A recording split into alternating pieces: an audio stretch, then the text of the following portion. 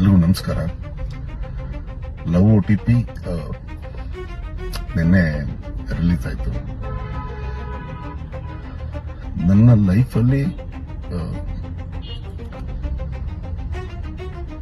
ಈ range reviews ಆಗಿರಿ,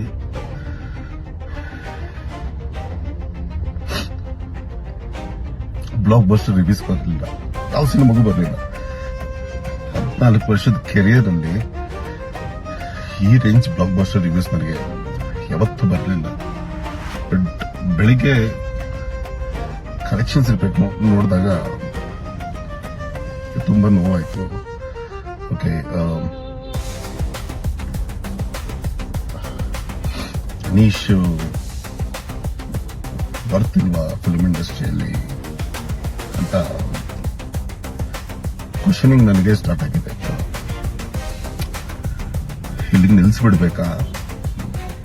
because ಇಂಥ ಬ್ಲಾಕ್ ಬಸ್ಟರ್ ರಿವ್ಯೂ ಬಂದ್ರು ಯಾಕೋ ನಾವು ರೀಚ್ ಆಗಕ್ಕಾಗ್ತಿಲ್ವಾ, ಇಲ್ಲ ಜನ ಸೆಳೆಯಕ್ಕಾಗ್ತಿಲ್ವಾ? ಬಂದು ನಿನ್ನೆ ಪ್ರೆಸ್ ಅವರೆಲ್ಲ ಕಾಲ್ ಮಾಡಿ ಅವ್ರು ಶಾಕ್ ಇದಾಗ್ತಿದ್ದಾರೆ. ಏನು ಇಷ್ಟು ಚೆನ್ನಾಗಿದೆಯಲ್ಲ, ಬಂದಿಲ್ವಾ ಅಂತ ಶಾಕ್ ಆಗ್ತಿದ್ದಾರೆ. ನನ್ಗೆ ಏನ್ ಹೇಳ್ಬೇಕು ಗೊತ್ತಾಗ್ತಿಲ್ಲ. ಅನೀಶ್ ಮೇಲೆ ನಂಬಿಕೆ ಇಟ್ಕೊಂಡು ಅವ್ರಿಗೆ ಹೇಳ್ತಿದ್ದೀನಿ. ಅಂದ್ರೆ ನನ್ನ ಅಖಿಲ ಆಗಿರ್ಬೋದು, ವಾಸು ಆಗಿರ್ಬೋದು, ರೀಸೆಂಟ್ಲಿ ಆರ್ ಅರವಿಂದ್ ನೋಡ್ತಾರೋ ಆಗಿರ್ಬೋದು, ಇವ್ರಿಗೆ ಹೇಳೋದೇ ಏನಂದ್ರೆ ನೆಕ್ಸ್ಟ್ ವೀಕ್ ನೋಡ್ತೀನಿ, ಆ ಮುಂಬರೋ ದಿನಗಳಲ್ಲಿ ನೋಡ್ತೀನಿ ಅಂದ್ರೆ ಆಗಲ್ಲ ಸರ್. ಯಾಕಂದ್ರೆ ನನಗೆ ಅಂತ ಯಾರೂ ಇಲ್ಲ.